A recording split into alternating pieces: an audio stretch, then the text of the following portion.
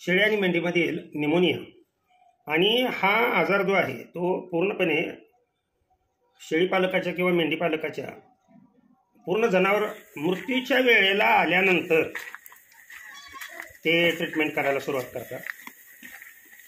हा आजार अगोदरपासूनच खूप दिवस झालेला असतो, परंतु रोगप्रतिकारक क्षमता ही भरपूर असल्यामुळं थोडासा म्हणजे दिसून येत नाही. तर कारण काय आहेत, ओळखायचं कशामुळे होतो, हा काय होतं, निश्चित या आजारामध्ये काय होतं आणि याच्यावरती देशी औषध कोणतं वापरायचं हे आजच्या व्हिडिओमध्ये सांगतोय. ऐका पुढे लक्ष देऊन. नमस्कार माझ्या शेळीपालक बांधव आणि भगिनींना नमस्कार. व्हिडिओ खास होणार आहे आजचा, याच्यासाठी खास होणार आहे की निमोनिया की ज्यामुळे शेळी पूर्णतः किंवा मरतूक सर्वात जास्त ज्याच्यामुळे होते आणि लवकर तुम्हाला हा जो निमोनिया रोग आहे हा कळून येत नाही. बरं, हा कुठल्याही दिवसामध्ये होतो. कसं ओळखायचं की आपल्या शेळीला किंवा आपल्या मेंढीला निमोनिया झालेला आहे हे कसं ओळखायचं? तर पहिली महत्त्वाची गोष्ट, शेळी फ्रेश दिसत नाही, पिल्लू फ्रेश दिसत नाही, एकाच जागेवर बसून राहतं, डोळ्यातून पाणी येतं, चिपडी येतात, डोळ्याला चिकट स्त्राव येतो. लक्षात ठेवा, ह्या गोष्टी लक्षात ठेवा आणि त्या पद्धतीनं मग ट्रीटमेंट ह्या करायच्या असतात. किंवा डोळे असे जर उघडून बघितले तर पूर्णपणे डोळे लाल झालेले असतात, ताप तर येतोच. आता जनावर कुचामलंय म्हणल्यानंतर ताप येतोच.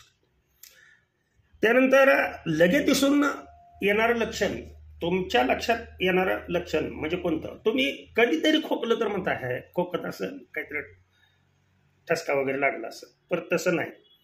जनावर दिवसातनं 2-3 वेळा खोकतं बरं का, त्याला ताप आलेला असतो, परंतु तो दिसून येत नाही लगेच. खातं जनावर, थोडं थोडं खातं, श्वास घेण्यास त्रास होतो किंवा जलद श्वासोश्वास चालतो.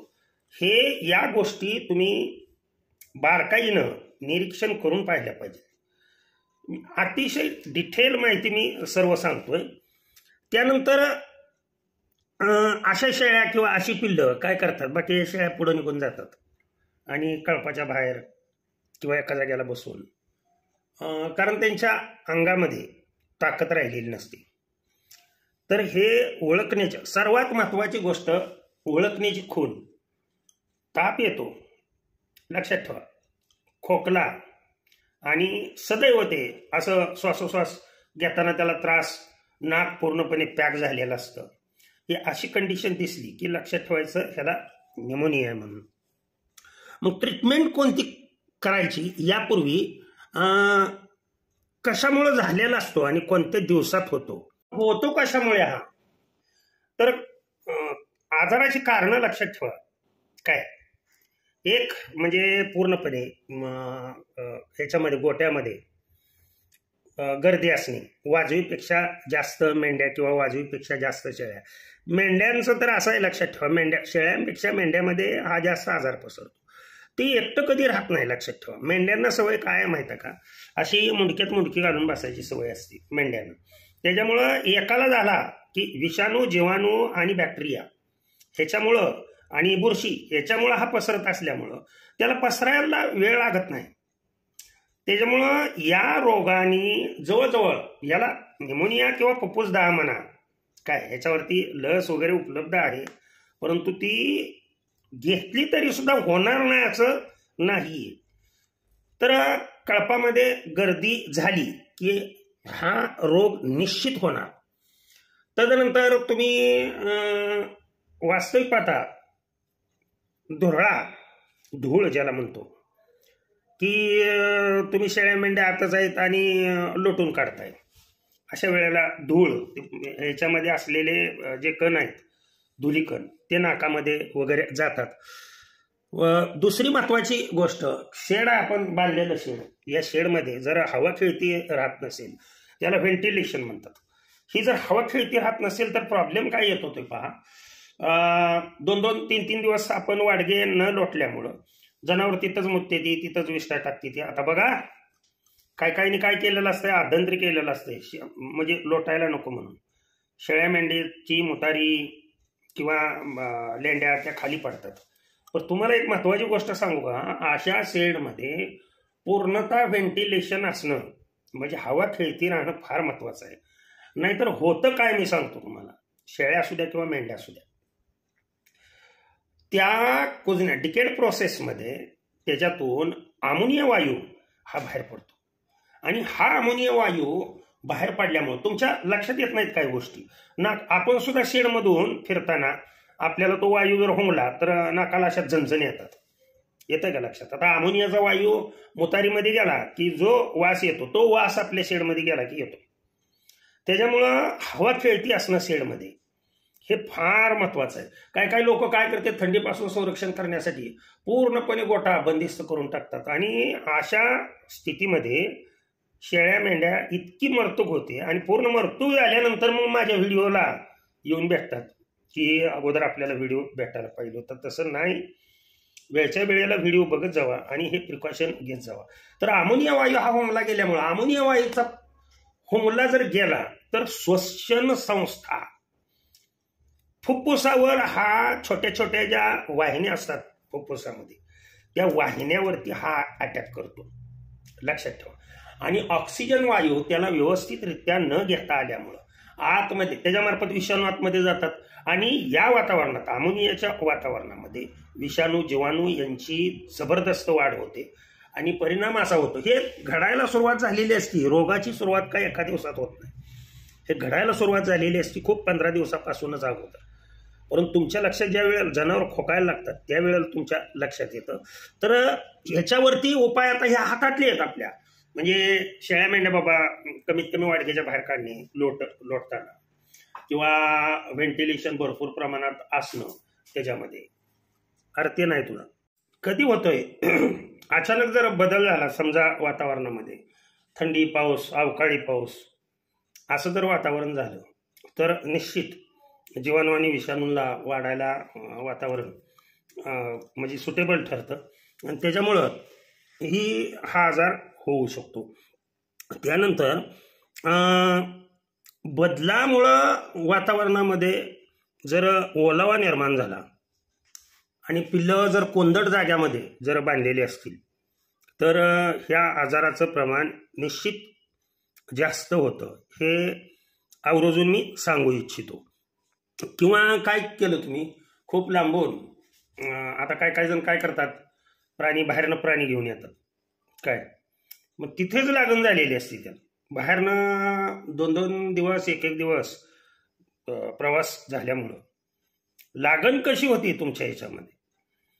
मस्त ते म्हणते सेट केलेले अमकं झालेलं तमकं झालेलं, परंतु त्यांनी नुकतं प्रतिकार अँटीबायोटिक्स देऊन रोग प्रतिकारक क्षमता फक्त वाढवून तुमच्या समोर ती फ्रेश दिसतं, परंतु तो आजार पूर्णपणे बरा झालेला नसतो. तर अशी वाहतूक करताना किंवा शेळ्या अशा खरेदी करताना ही काळजी घेणं फार महत्वाचं आहे.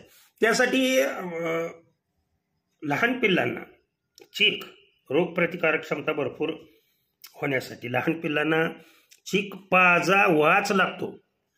चीक जर नाही पाजला तुम्ही काय तर मग त्याची रोगप्रतिकारक क्षमता कमी होते. आता दूध कसं पाजावं हे दुसऱ्या व्हिडिओमध्ये मी बोलून गेलेलो आहे, ते व्हिडिओ पहा तुम्ही. सर्वात महत्वाची चूक माझ्या शेळी पालकाकडून किंवा मेंढी पालकाकडून ही होती बरं का. जनावर जर यदा कदाचित निमोनियामुळं किंवा फुफ्फुसदाहामुळं मेलं तर काय करतात, ते जनावर कुठंतरी वड्याला टाक किंवा कुठंतरी फेकून दे, असल्या गोष्टी करू नये, लक्षात ठेवा. म्हणजे आपणच आपल्या जनावराचा रोग पसरवण्यास कारणीभूत ठरतो. का कारणीभूत ठरतो तर असे जे तुम्ही टाकलेले हे जे आहेत ते तुम्ही पाळलेलीच कुत्री जाऊन खातात आणि तीच कुत्री पुन्हा तुमच्या शेडमध्ये फिरतात किंवा आजूबाजूला शेळ्यांना ठेवलेलं पाणी किंवा बाहेर शेळ्या जात असतील हिंडायला तर त्यांना म्हणजे प्रसारण कसं होतं ही काळजी. प्रथम निमोनिया ओळखायचा कसा आणि न होऊ देण्यासाठी आपण काळजी काय घ्यायची. तर असं जनावर जर समजा मेल्याला दिसलं तर प्रत्येक जनावर लक्षात ठेवा पुरणे किंवा जाळणे. मनुष्य पुरणे किंवा जाळणे याचा अर्थ असा आहे की तो देह प्राण्याला परमार्थामध्ये जर सांगायचं म्हणलं तर तो देह किंवा आपला देह पुरतात किंवा जाळतात का, काय कारण आहे बाबा? आणि प्राण्याचा इतर प्राण्यांचाच का पुरायचा नाही, जाळायचा नाही का? त्यांना कोण वाली नाही का? आपण आपला देह जाळण्या पाठीमागं उद्देश आहे की बाबा त्याला असणारा रोग किंवा त्याच्यामध्ये असणारे जंतू इतरत्र पसरू नये. मग तीच थेरी तुम्ही इकडं जनावरांच्या बाबतीत अवलंबना. छोटासा खड्डा खंदा, जनावर पुरल्यानंतर त्याच्यावर कातड्या टाका की जेणेकरून म्हणजे खोल पुरायचं, लक्षात ठेवा. नाहीतर सरळ मी सांगतो, जसा मनुष्याला दहन देतात तशा पद्धतीनं जनावर ते पूर्णपणे जाळून टाकणे हे पर्याय. तुम्ही माझ्याकडे येऊन बघा, तुम्हाला एकही जनावर असं मरतच नाही त्या सोडून. परंतु जर मरलं, आमच्याकडं कसं आहे, म्हाताऱ्या शेळ्या जर आम्ही विकत नाही खटकाला कधी, त्या काय करतो आम्ही बांधाला नेऊन आम्ही पुरतो, खड्डा खांदून त्यामध्ये पुरतो, कारण तिनं आयुष्यभर आपल्याला दिलेलं असतं. हे शिका तुम्ही. हे शिकल्याशिवाय लक्षात ठेवा, तुम्ही जर त्याला किंमत देत नसाल, ज्यानं तुम्हाला जगवलं त्याला जर तुम्ही किंमत देत नसाल, ज्याच्यावर तुमची उपजीविका आहे त्याला जर तुम्ही किंमत देत नसाल, तर देव म्हणतो मग तुला लागा एवढं देऊन तर काय उपयोग आहे, हे लक्षात ठेवा. आणि व्हिडिओ माझे नेहमी ह्या चॅनलवरती शेळीपालन भैसर किंवा भैसर भजन कीर्तन या दोन्हीपैकी एका चॅनलवर असतात, हे लक्षात ठेवा. ह्याच्यावर नसला व्हिडिओ की दुसरा, आता हा म्हणजे मोठा होणार आहे हा भाग, त्याच्यामुळं इथं मी या चॅनलवरती स्टॉप करतोय. आता ह्याच्या पुढचा भाग ह्याच्या पुढं असेल किंवा दुसऱ्या चॅनलवरती असेल, आवर्जून बघत जावा. ते सर्व माहिती तुम्हाला ही मिळणं फार महत्वाचं आहे. आता कशामुळं होतो, काय काय कारण आहे, प्रिकॉशन काय घ्यायचं ते मी या व्हिडिओमध्ये सांगितलं. आता पुढच्या व्हिडिओमध्ये तुम्हाला माहिती मी सांगणार आहे की रोग झाल्यानंतर होतच, रोग होऊ नये म्हणून काळजी कोणती घ्यायची, इंजेक्शन कोणती द्यायची, आयुर्वेदिक उपचार कोणते करायचे, हे मी पुढच्या भागामध्ये सांगतो. ओके, नमस्कार.